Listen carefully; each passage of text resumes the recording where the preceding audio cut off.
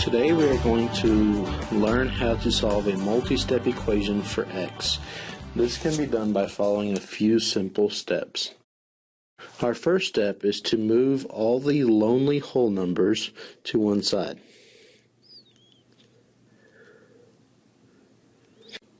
And we have to remember to switch signs when we cross the equal sign.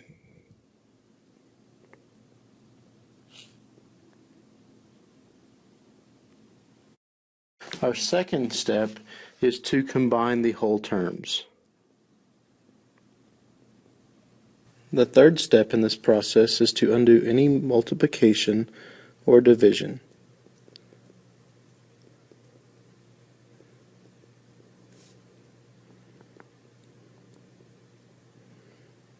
By using its inverse.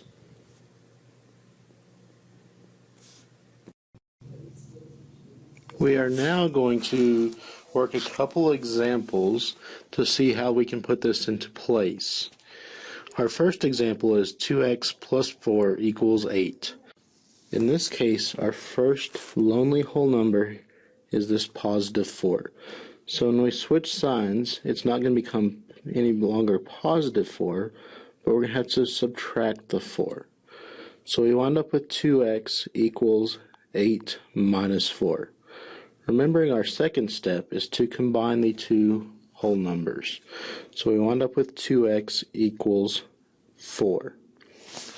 Our third step is to undo any multiplication or division using its inverse. In this case, we have 2 times x. The inverse of multiplication is division. So we're going to take this 2x and divide it by 2, and we also have to do this on the opposite side of the equal sign. The 2's will simplify out because 2 divided by 2 just makes 1, and 1 times x is just x.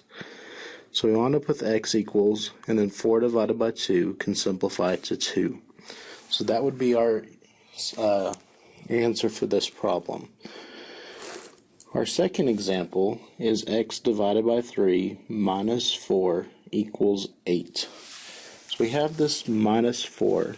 That's our lonely whole number in this case. To move it to the opposite side of the equal sign, we're going to have to add it since it was subtraction. So we wind up with x divided by 3 equals 8 plus 4. And that was completing our first step. In our second step, we're combining the two whole numbers. So we have x divided by 3 equals 8 plus 4, which is 12.